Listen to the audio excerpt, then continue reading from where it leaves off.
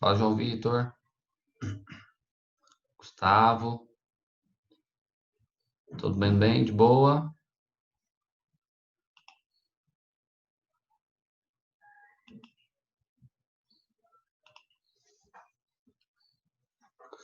E vamos continuar a nossa aula.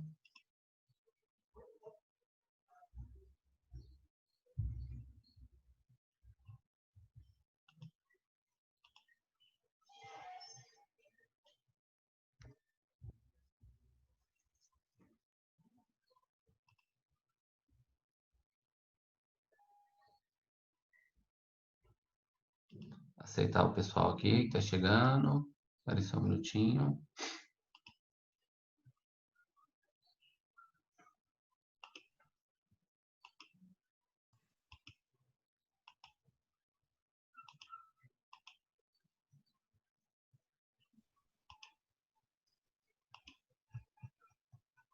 Na aula passada, nós paramos falando sobre a região fúndica do estômago, não foi?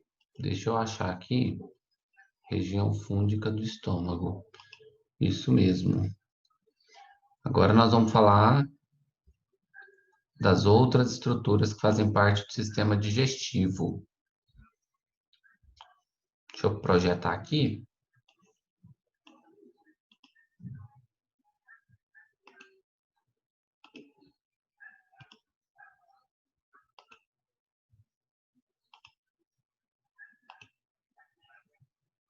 Pronto. E aí, Renatito, como é que você tá?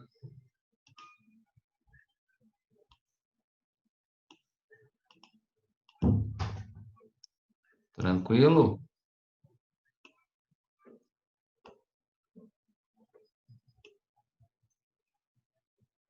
Samir, de boa. Ué, cadê a Estela que eu não tô vendo? Agora que eu vi que minha câmera tá desligada.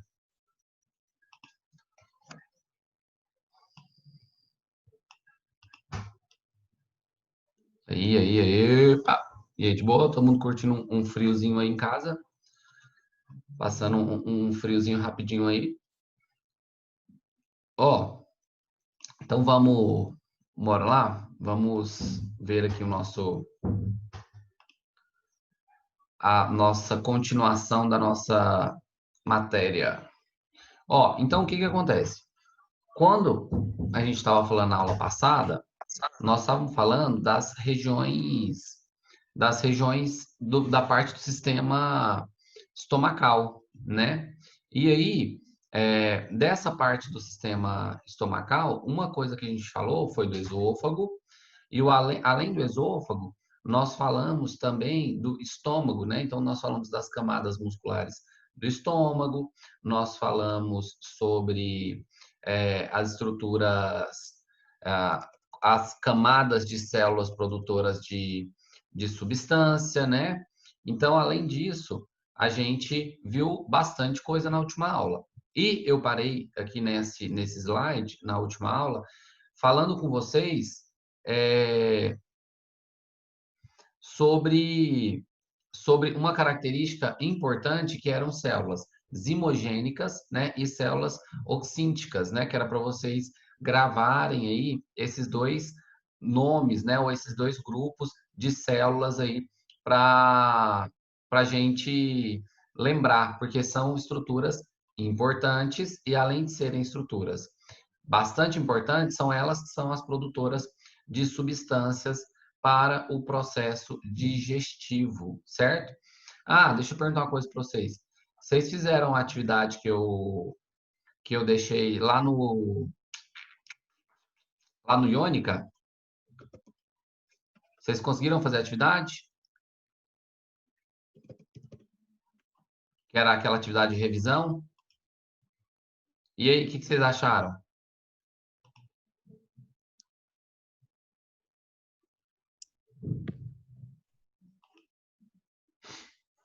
Achou de boa? Foi tranquilo?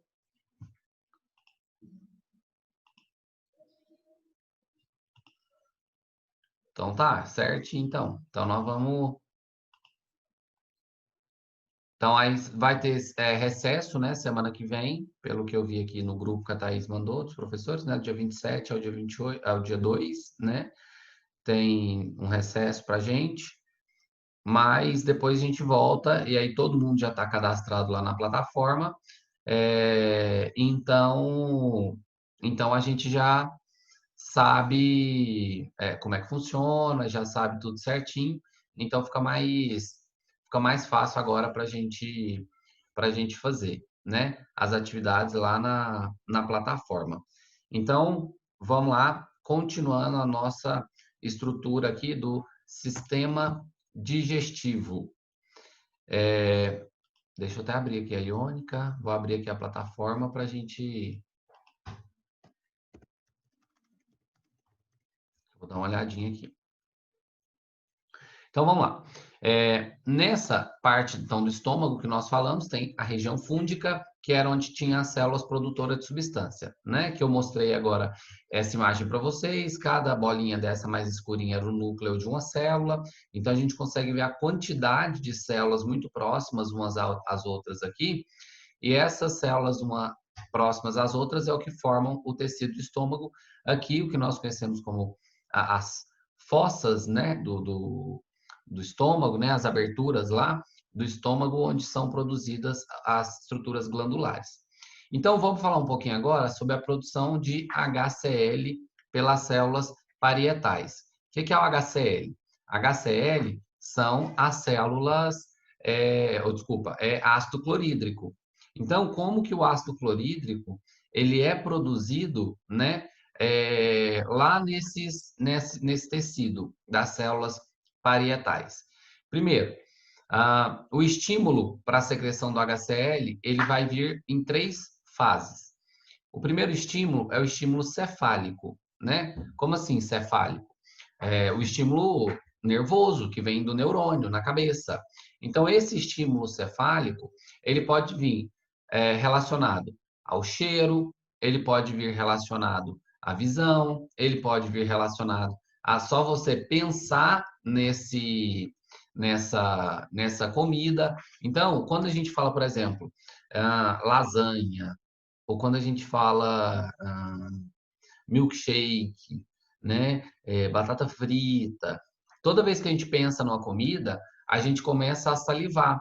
E esse início do processo de salivação é o que faz com que a gente inicie de uma forma cefálica, ou seja, por um estímulo cefálico, né? O processo digestivo. Então, esse é o primeiro, né? Cheiro, visão, tudo mais. Depois, por um estímulo gástrico. O estímulo gástrico, ele vai ser feito pela presença de alimento lá na cavidade do estômago, né? Na parte do estômago. Então, quando você mastiga, você produz ácido gástrico? Produz, tá? Principalmente você vai produzir saliva, e saliva tem enzima digestiva, né? Que a gente já falou sobre isso, tem amilase. Então, além disso, nós temos a produção de a maior parte do suco estomacal, né, ou do ácido gástrico, ele é produzido quando a comida chega ao estômago, tá?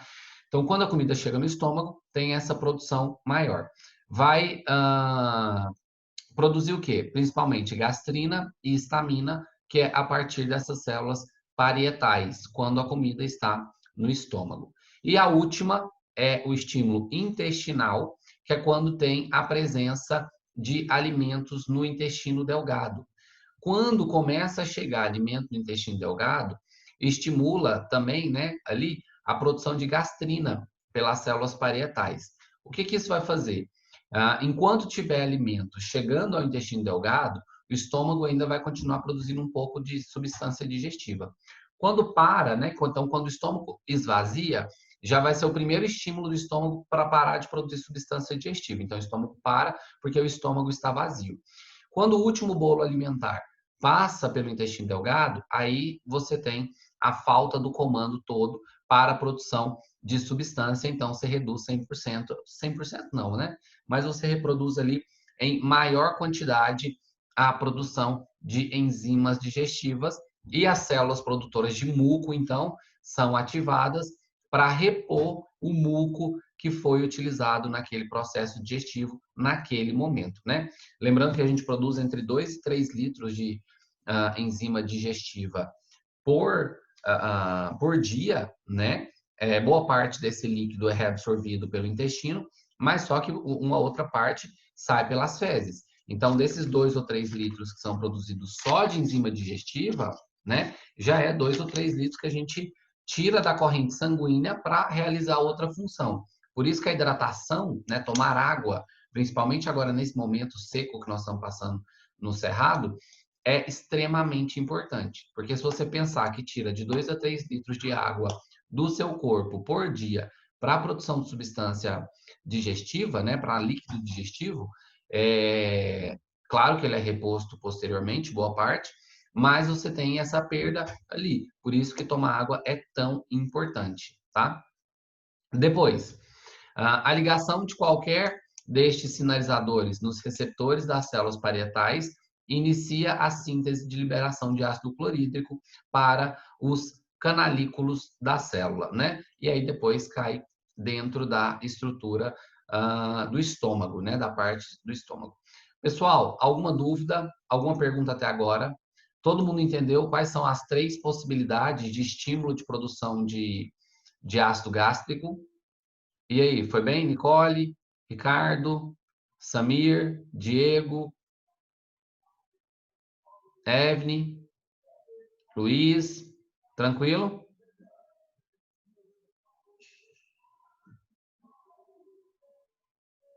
Então tá.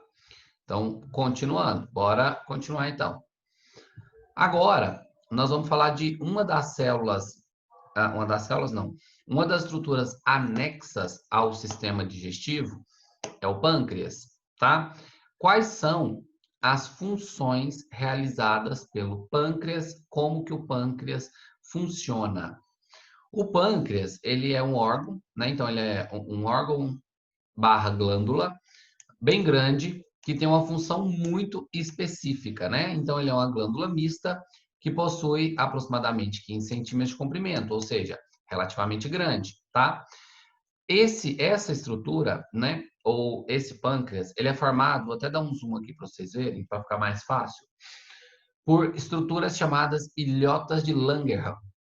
Essas ilhotas de Langerhans, né, são que fazem secreção endócrina da insulina e do glucagon.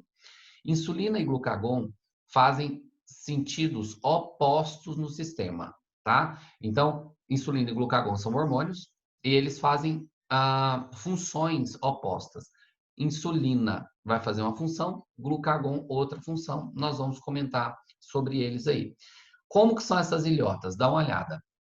As células do pâncreas, elas se organizam lateralmente, deixando um ducto na parte de dentro, tá?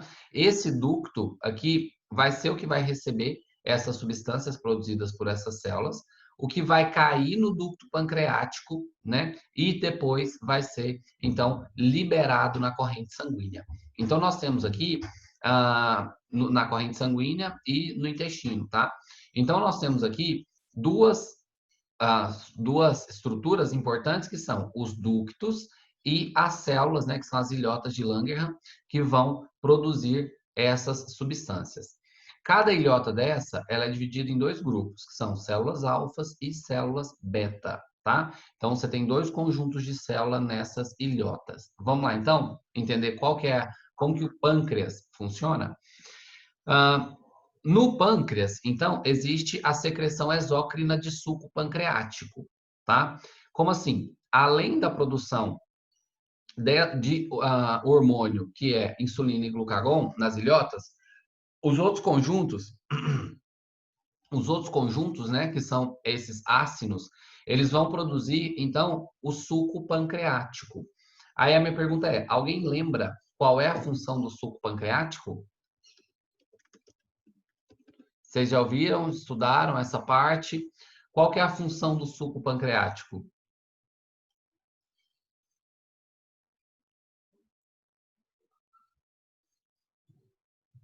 E aí, e aí, e aí?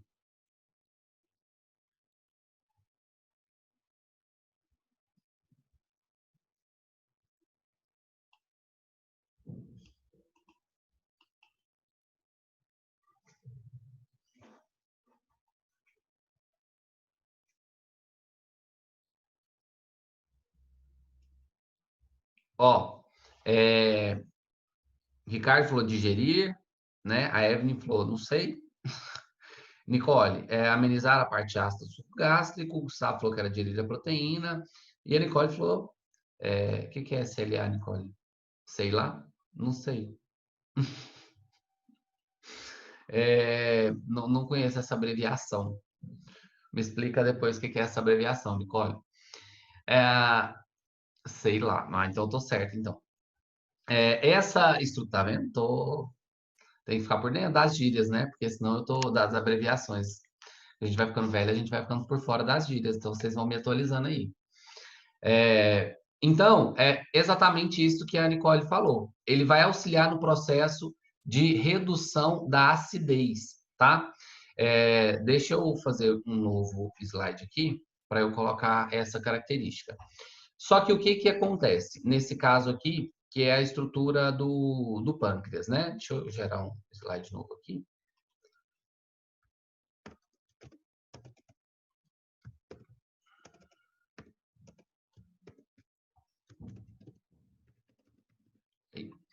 Então, o que nós temos aqui de característica básica no pâncreas?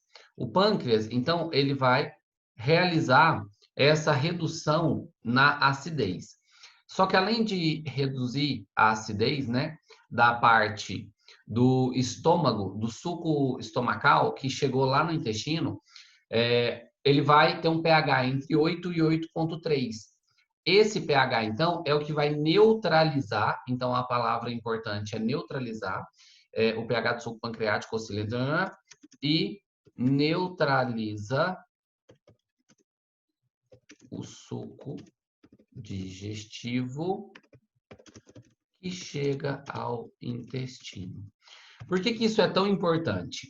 Porque quando o suco estomacal, né, chega ao intestino, o que vai acontecer? O intestino, ele não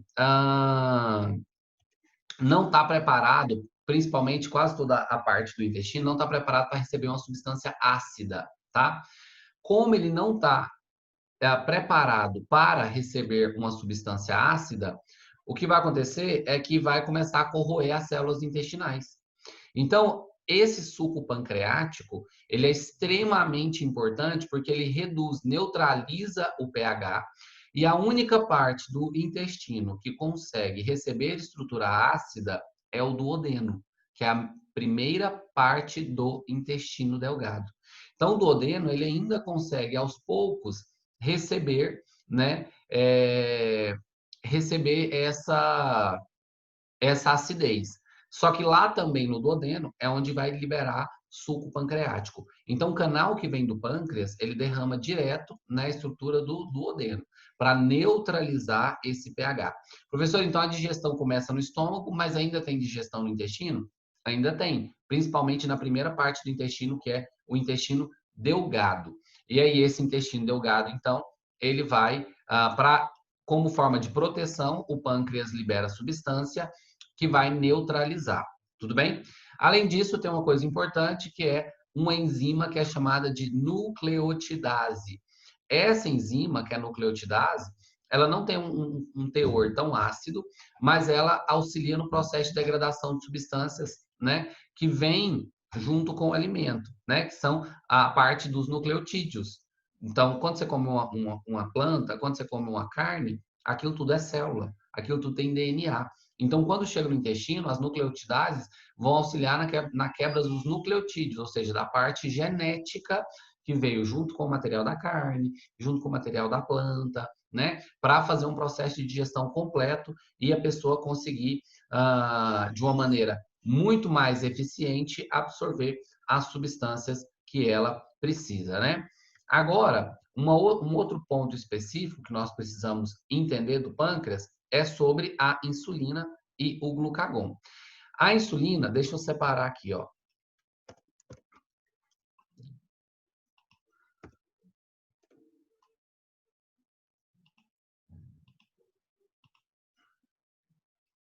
Pode colocar 20.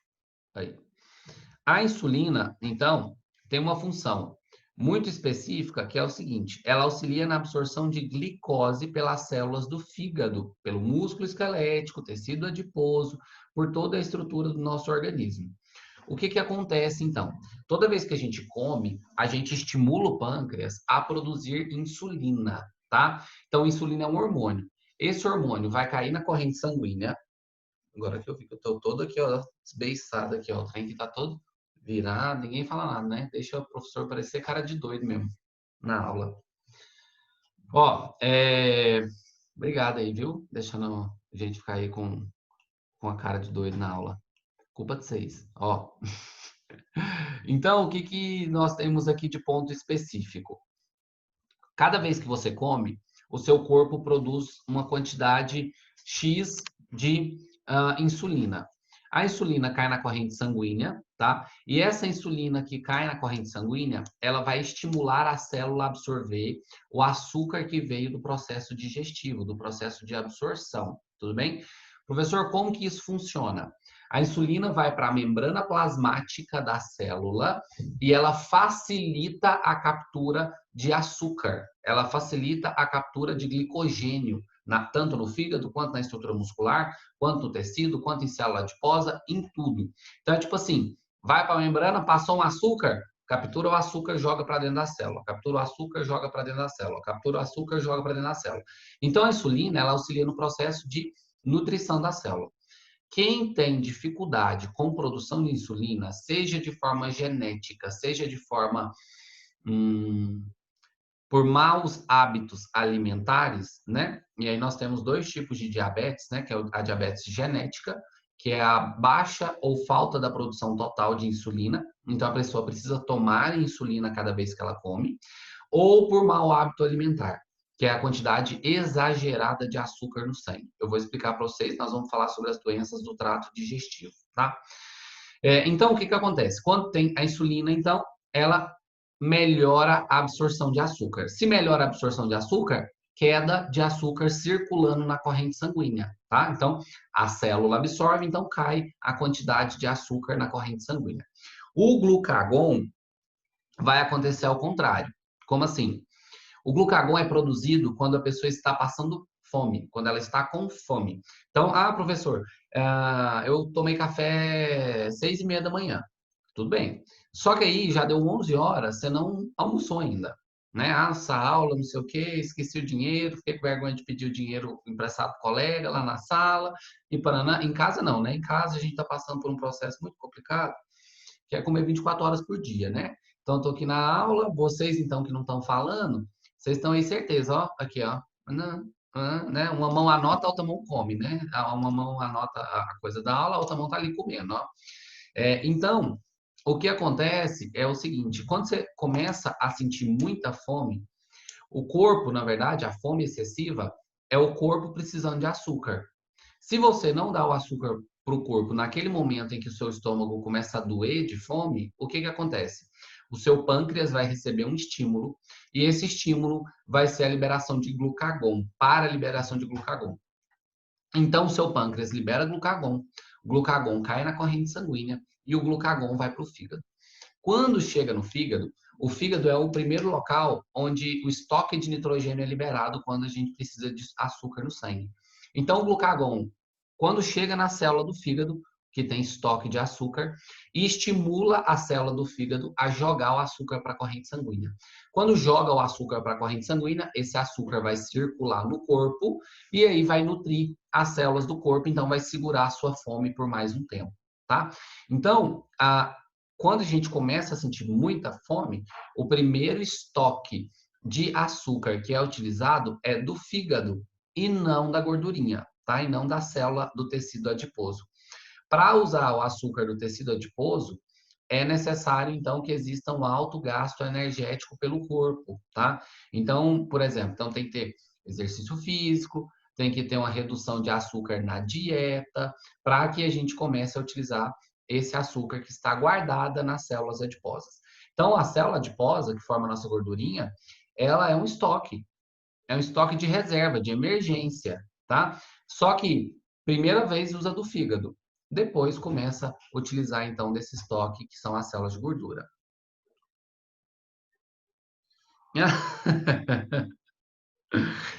Não, não necessariamente tem que sentir fome para emagrecer, Evelyn. Você tem que ter um alto gasto energético, né?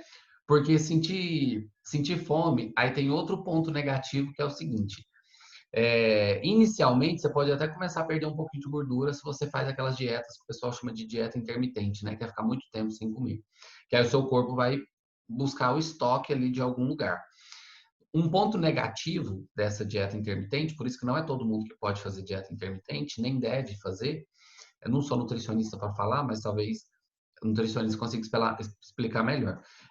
Mas biologicamente falando, o que acontece é o seguinte: quando você não come durante um longo período de tempo, que é nesse caso das dietas intermitentes, e a dieta intermitente ela é utilizada para quem faz dieta há muito tempo, o corpo já está acostumado com a dieta e não perdeu o peso necessário. Então, pode fazer dieta intermitente, que é um tipo de dieta diferente. E aí vai fazer com que mude, e aí o corpo, opa, o que está acontecendo aqui? Estou precisando de açúcar, vou pegar da gordura. Então, é uma alternativa para quem já faz dieta há muito tempo. Não é para quem quer começar direto na dieta intermitente. Não, a pessoa vai desmaiar, vai passar mal, vai um monte de coisa, tá? É, exatamente, tem os nutrientes também. Então, não é só energética, é isso daí, Nicole. Mas, completando a pergunta da Evelyn, o que que acontece? Quando a pessoa passa fome durante muito tempo, né, ou faz uma dieta muito longa, o corpo entende o seguinte: essa pessoa ou o meu corpo está ficando muito tempo sem comer. Então, a próxima vez que comer, eu vou armazenar muito nutriente, eu vou armazenar muito açúcar.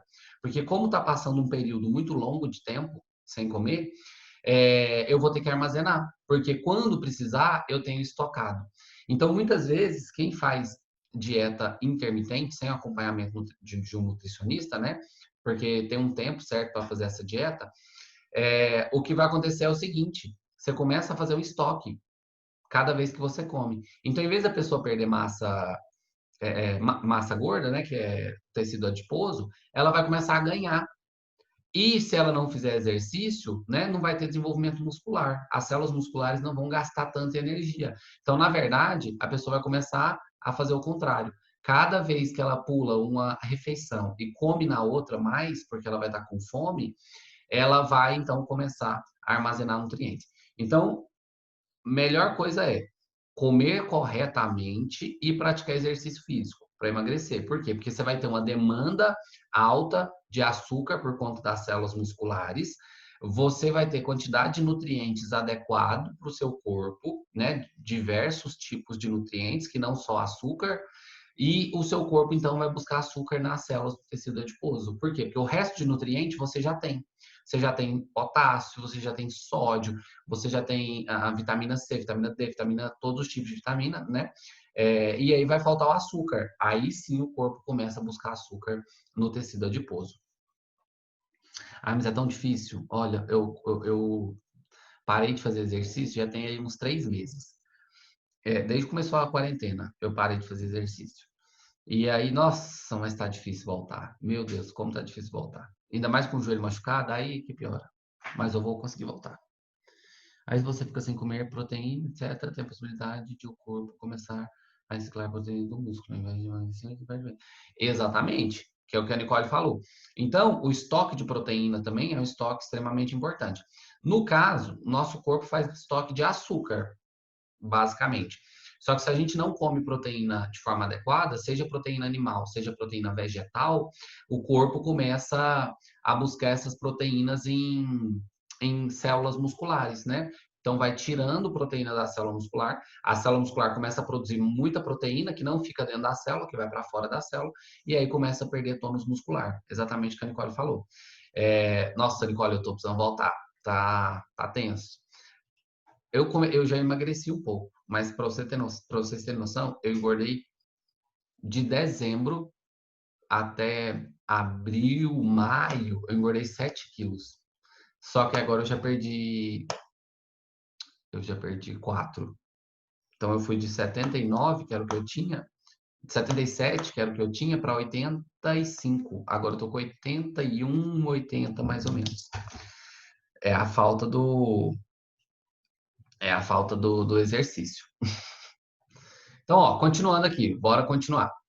Agora, quando a gente fala de outra estrutura que faz parte do sistema digestivo, também é o fígado, né? Então, a gente vai falar do fígado, que é uma glândula, um órgão anexo do sistema digestivo. E depois a gente fala do intestino, por último. No caso do fígado, o que que acontece? É a estrutura mais volumosa de todas as vísceras, tá? Então, é um dos maiores órgãos que tem. Uma das características do fígado muito importante é que o fígado é a estrutura do corpo que mais tem capacidade regenerativa, tá? Essa estrutura regenerativa, essas células regenerativas do fígado, se estiverem saudáveis, elas conseguem multiplicar e restituir o tecido de uma forma muito rápida. Por que que o fígado é assim? Todo o sangue passa pelo fígado, então o fígado tem uma artéria grande que é chamada de artéria porto-hepática, né? Que ela vem do corpo e passa ramificando dentro do fígado todinho.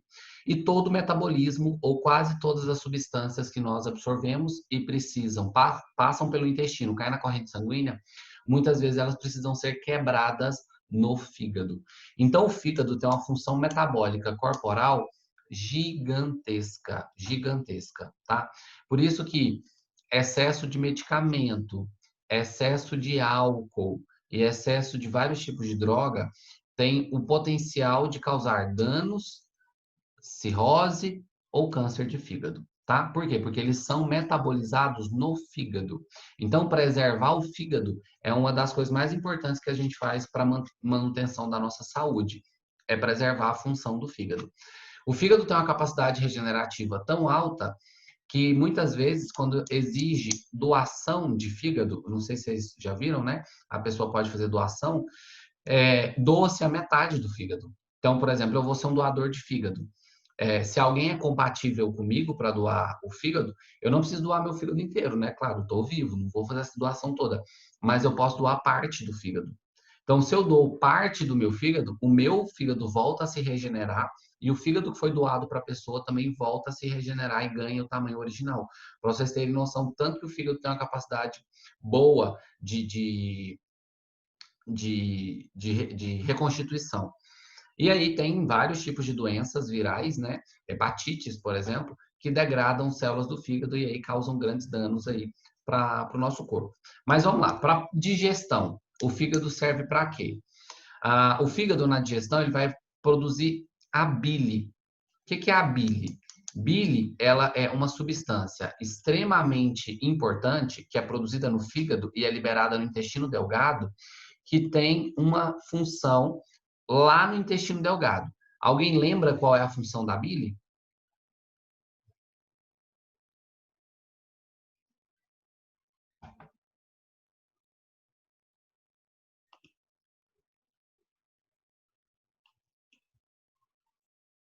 Alguém lembra? Nicole falou que não. Ricardo. Deixa eu voltar aqui que eu vou colocar bonitinho escrito, igual eu coloquei no outro ali. Produção da bile, mas a gente tem que saber qual é a função, não é?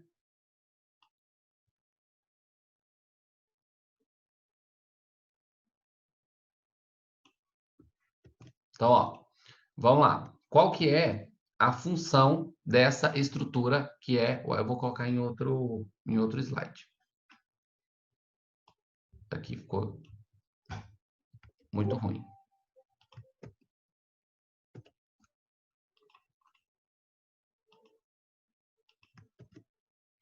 E agora sim.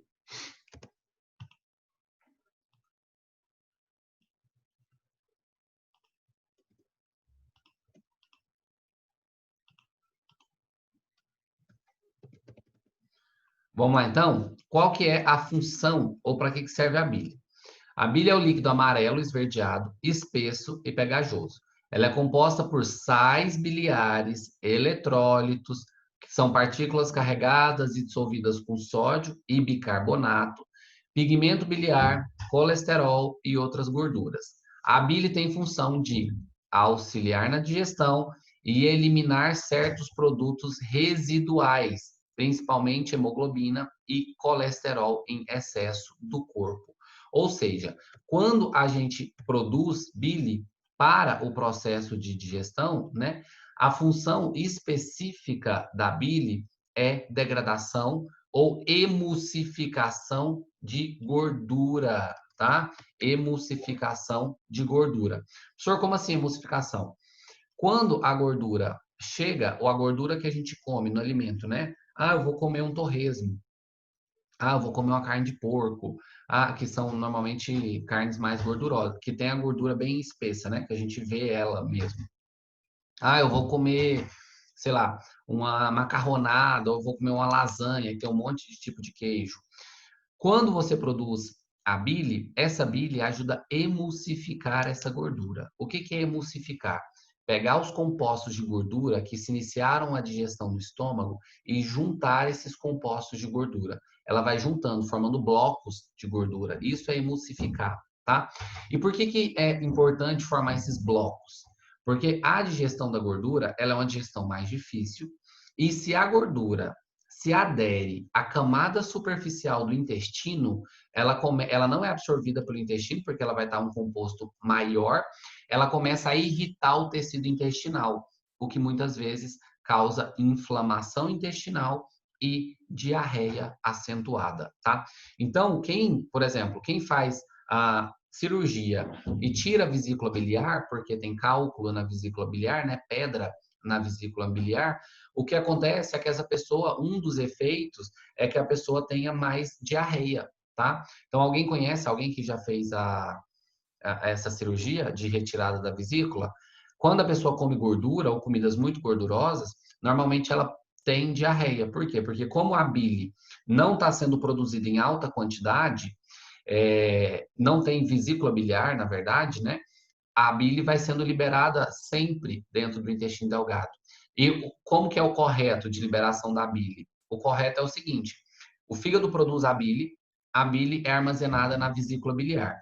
A vesícula biliar começa a encher, aí ela fica lá um saquinho cheio de bile. Quando você come e o alimento começa a cair no intestino delgado, essa bile contrai e joga uma grande quantidade a vesícula biliar contrai e joga uma grande quantidade de bile no intestino delgado. Ou seja, você tem muita bile para auxiliar na emulsificação. Quando a pessoa tira a vesícula biliar, o que o médico faz? Ele liga o canal da vesícula biliar direto no intestino delgado. Então, essa caída da bile no intestino delgado é como se fosse um gotejamento. Ele é contínuo. Então, naquele momento que você come aquele alimento gorduroso, você não tem uma quantidade alta de bile para emulsificar. É só aquele gotejamento ali. Aí essa gordura começa a irritar o intestino, a pessoa começa ou pode ter diarreia. Professor, é todo mundo que tira a bile que tem diarreia? Não, tem gente que tem prisão de ventre, tá? Então podem ser efeitos diferentes. Evelyn, só se comer muita gordura, mas tem pessoas que não têm diarreia, tem pessoas que apresentam prisão de ventre. Aí a inflamação no intestino pode apresentar prisão de ventre. Aí a pessoa normalmente ela vai ter uma digestão mais difícil, ela fala que vai ter mais gases, né?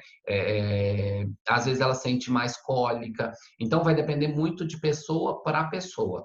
Mas o ideal para quem retirou a vesícula biliar, totalmente contrário. É igual tênia, quem tem tênia, né? Que é a tênia gigante. Tem vezes que tem diarreia, tem vezes que tem prisão de ventre. A retirada de bile é a mesma coisa. Tem gente que quando come gordura tem diarreia, quando